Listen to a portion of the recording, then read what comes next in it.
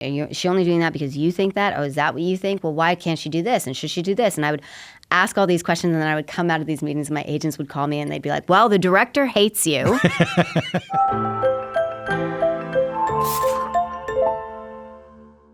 I really loved the play. I really loved your performance in it. What are you laughing at? I'm like, did you? I want to hear it all. I can't wait. I was saying before we started, I cannot wait to hear your perspective on it as a man. Why? Because I speak to so many women after the show. A lot of women come up to me. And so, yeah, I'm always just so curious about what the dudes are out there thinking. Well, I can tell you. Are they scared? No, but you're thoughtful. Tell me where you saw the play first.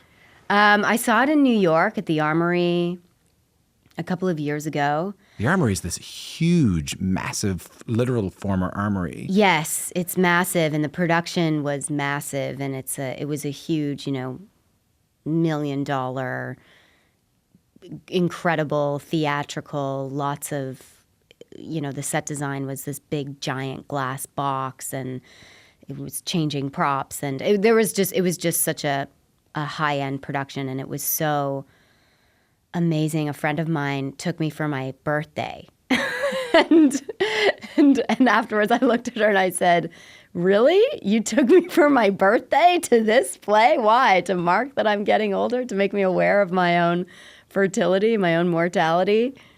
It was pretty intense. Who was the lead?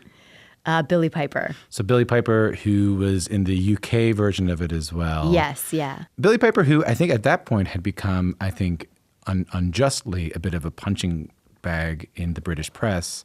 And it was through this performance that she sort of really showed off.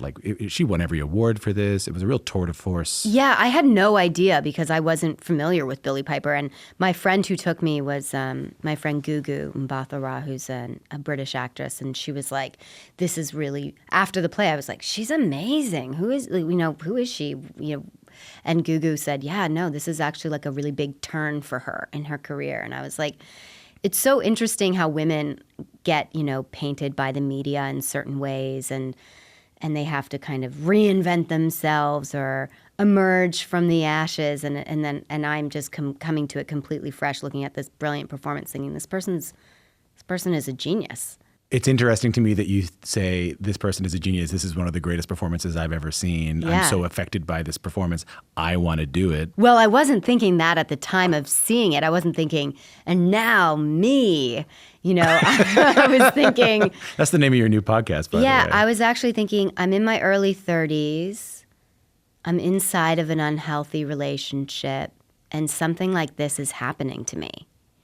And it was like this struck by lightning moment that I often think great art, great theater has the ability to do, is you're watching something in the most theatrical version of it, but it's hitting you at a gut level.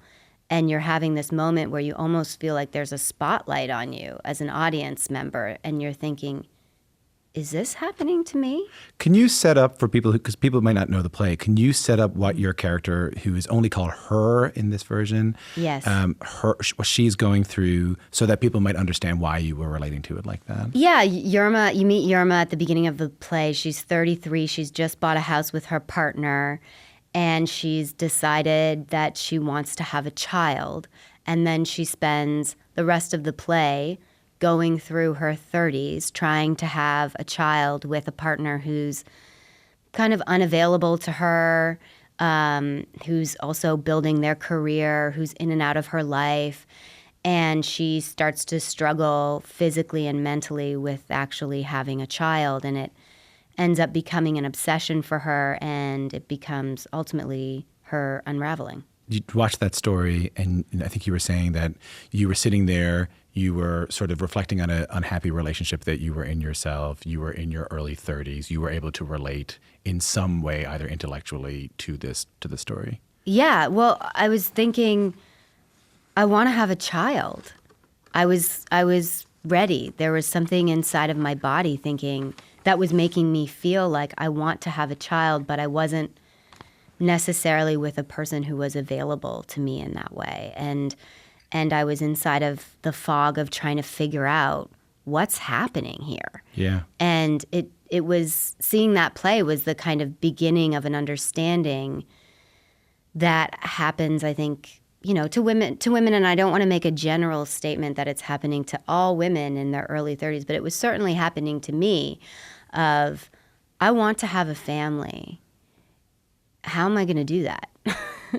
and it wasn't just also the relationship, it was also my job. I have an unconventional job. I'm an artist, and I'm reckoning in my 30s with this idea of, having a successful career, having a very demanding career, but also kind of simultaneously, in a way, feeling punished for having that career because I don't have a mat leave. There's no financial support for me. Every single job that I take, I go to a doctor's office and they press on my stomach to make sure that I'm not pregnant so that I can get insurance so that I can do the job. Oh, forgive me, I didn't know that. Yeah, oh yeah, totally. So it felt like when you get a job, they'll just to make sure you're not lying, they'll take you into a room and make sure you're not pregnant so that you can be insured correctly to do a job. Yes. That's gonna fuck with you, Sarah. Yeah. And also I'm in my 30s playing every other role that I get. I'm putting on a pregnancy suit and playing a woman who's pregnant. I think I did like 3 or 4 jobs back to back. And it's funny because I had this prosthetic. This is a tangent, but I had this prosthetic chest and stomach, pregnant stomach and pregnant breasts made for me for the film Enemy that I did.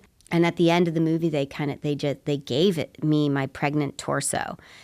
And I was glad because I didn't want it to be up on some, effects wall in a studio somewhere. But I had this pregnancy torso with me in a box, and I would just take it from job to job to job whenever I had to be pregnant, and they would sew it in a bodysuit, and I would just wear this same pregnancy suit. The same one. Yeah, so I drove it to the Adirondacks for Black Bear. I took it with me up north when I shot a movie. I did another kind of limited series here that I wore it. And so it was weird. It was like every day I would go to work and I'd put on this pregnancy suit. And I also kind of was at a point where I wanted to have a family, but I'm grappling with all these things about how do I actually get there? What's the psychological impact of that? I mean, it varies, from job to job. I mean, the year psychological to year. impact of carrying around that, and while also trying to figure out whether you want I mean, it certainly, makes you think, when is this going to happen for me? Yeah. And I want this to happen for me. And how does this happen for me? And like I said, when you have an unconventional life, an unconventional job, there really is no blueprint for how to do it. People ask me that all the time. They say, well, what do other actresses do who have kids? And I'm like, I don't know. Everybody does something differently. And everybody's making sacrifices in different ways, but there's no clear-cut way to do it. What made you want to say, what are you laughing at? I'm like, let's go there, Tom. Well, I'm happy to do it. I'm happy to do it. Yeah. You just told me what happens when you watch the play. Yeah. So that's where I was at when I watched the play. When you watch the play, now you have to... I'm always struck by that when I first met you, I had only seen you this is off topic, but I'll say it anyway. Yeah. When I first met you, I've only ever seen you in very intense roles. Yeah. I was never prepared for the amount you would laugh at these things. Yeah. Laugh. I've known you for a long time now. I'm still never prepared for it. I'm a really happy person. I know. Which is counter to a lot of the roles that I inhabit. Yeah. And that's sometimes hard for me because I have a lot of resistance at the beginning of a job where I know I am going somewhere psychologically and emotionally. And that's a part of the work that I always have to do as an actor because I get scared often or it becomes a part of my imposter syndrome because I think I'm so happy. Like, I don't want to go there, or can I go there? So it becomes a part of my own resistance that bubbles up at the beginning of every job. Put that in the context of this role. So you have not only is it you have to take on a very look at you laughing right now. Not only do you have to take on stop it. Not only do you have to take on I gotta say sad things. Yeah. Stop laughing at me. Okay, I'm sorry. I'm just really happy to be here. I'm happy to have you. Not only are you facing those life questions when you watch the play. Not only whenever I can't look at you, not only when you take on a role that's going to require some darkness of you or some darkness in trying to get truth within you, which is certainly this role, you are also playing someone who is trying to get pregnant and is challenging too. So what's the impact of taking this role on? What made you want to take the role on? What was interesting to you? What made all that stuff you just told me worth it?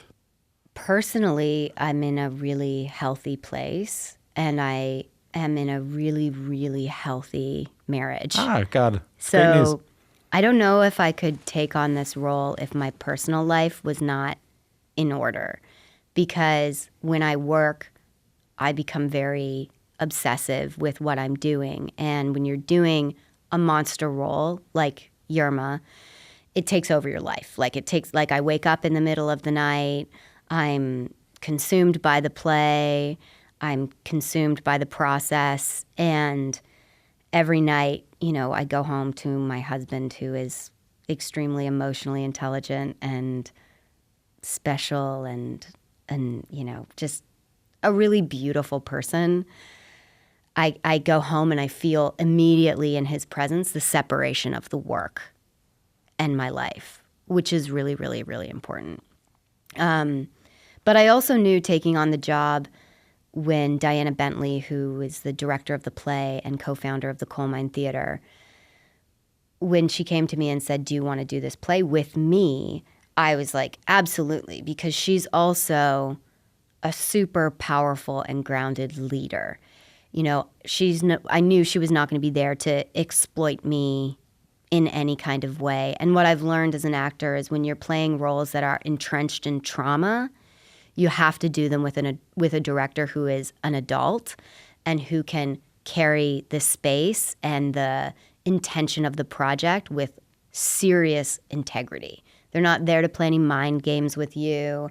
They're not there to kind of exploit you or have the kind of torture porn element of it. They're there to really be your partner and be your safety net. So I knew that exploring this kind of material with Diana would be a safe space, which is important. And my guess is you've had the not that. Yeah. No, I definitely have had the not that, or directors that, want to play games or even just who aren't very mature themselves, right? And when you're dealing with this kind of subject matter, you have to be able to be with a director who's emotionally mature, because it's not just fertility, the pursuit of having a child that's in this play. There's suicide in the play. There's miscarriages in this play. There's affairs in this play. There's gaslighting in this play. There's so much going on in the play. Parental detachment. Yeah. Reckoning with sibling jealousy, all those trauma. things. Yeah, trauma. There's a lot of trauma in the play. I thought the audience reaction was really interesting while I was watching the play. Wow, it was crazy. The play is taking place sort of below us. Like we're all sort of gathered around. Yeah, it's in a pit. We call it the pit, and it's in the round. So the audience is all around us. And you came to a preview, which is really interesting because this is my first theater job. So I'm learning So I'm learning about the process and the journey of making a play. And previews are really just you're watching a work in progress, because we're still rehearsing during the day. We're getting notes. Like my costume completely changed. We've changed so many different tones of the scene since you've seen it.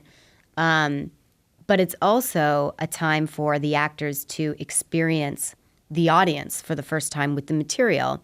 And you start to learn about what the play is through the audience, through their reactions. And the first preview, it was really fascinating because I've never performed in front of a live audience. So the immediacy of my work is not something that I'm accustomed to.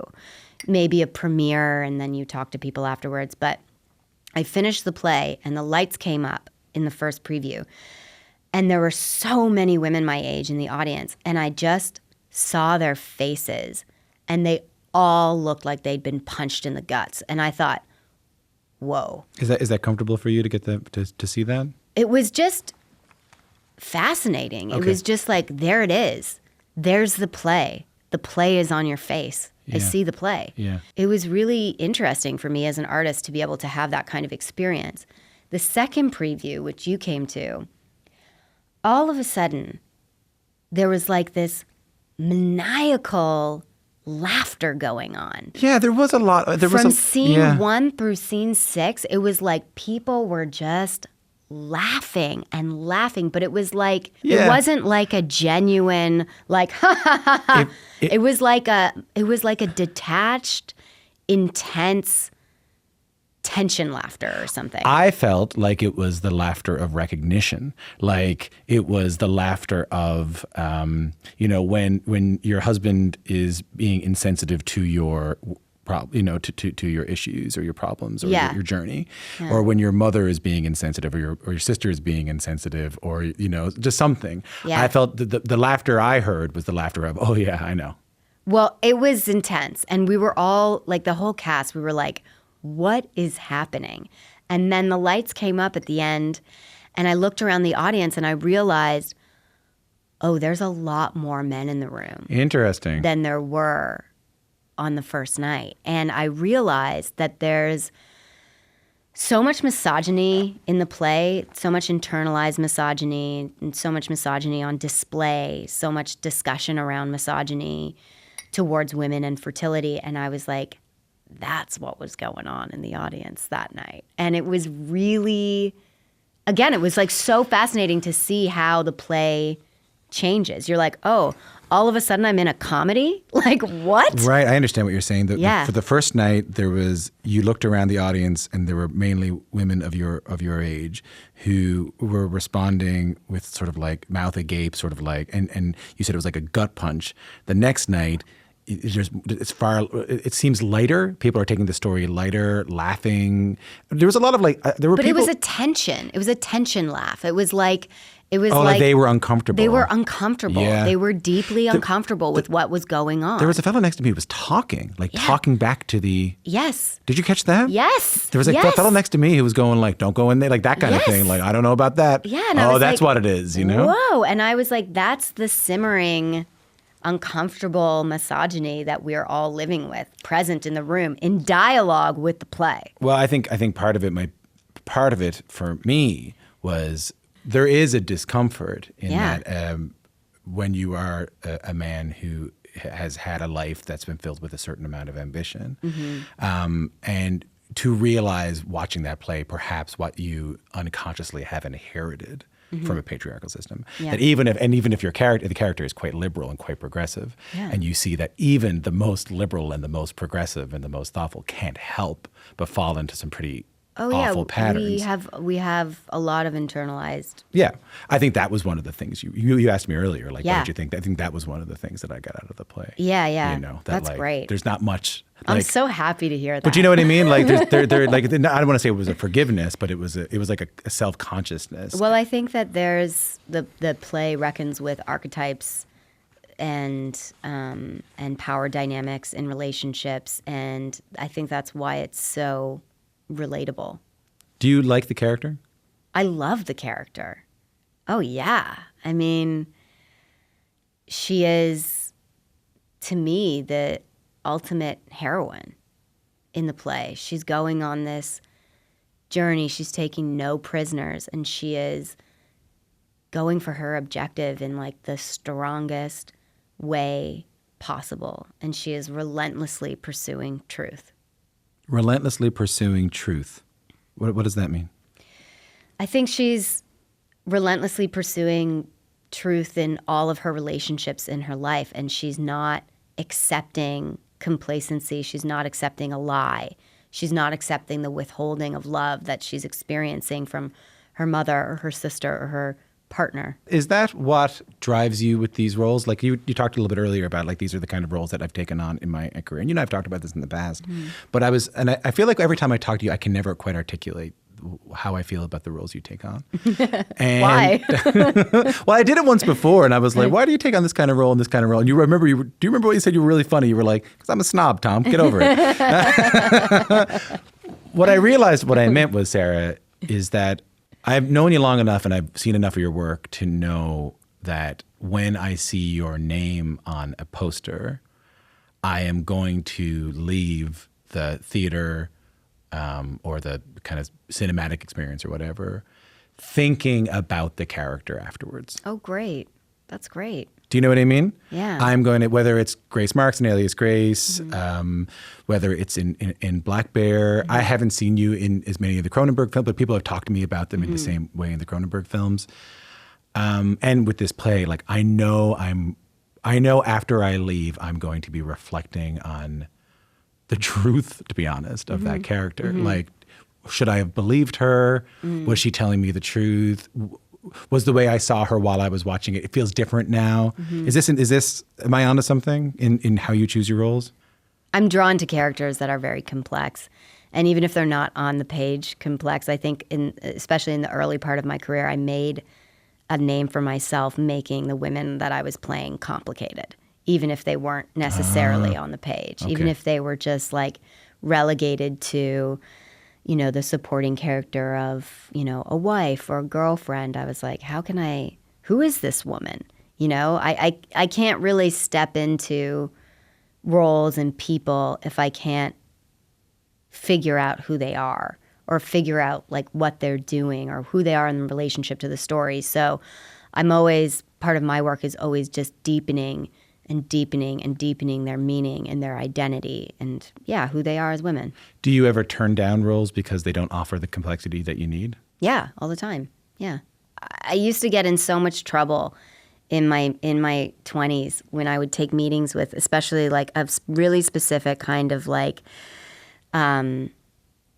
young male director who was always perceived in the industry as very cool. And we would sit down to, talk about, I'd take a meeting and I would say, okay, but, like, who is this woman? Why is she doing this? Well, why is she doing that? Well, is she doing this? Or is she only doing that because you think that? Or is that what you think? Well, why can't she do this? And should she do this? And I would ask all these questions, and then I would come out of these meetings and my agents would call me and they'd be like, well, the director hates you.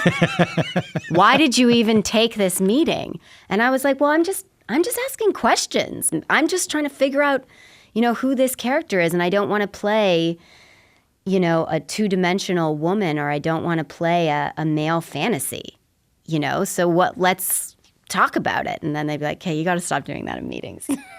Now I just don't take those meetings. Now you just don't take that. And you choose the roles that are the most interesting to you. Yeah, or I fight for them. It's not easy, though. Again, I've known you long enough and I've been to enough plays, I think, that I've never seen anything quite like this. But as we've talked about, your character has struggled with getting pregnant and struggled with her partner and struggled with, the way people treat her. After the play was over and you were taking your bow, I looked at you, Sarah, and I said, that's still there. Like, yeah. You were... I was still affected by it, even in your bow. Like I could tell it hadn't left you. You couldn't turn it off in that moment. Do you know what I mean?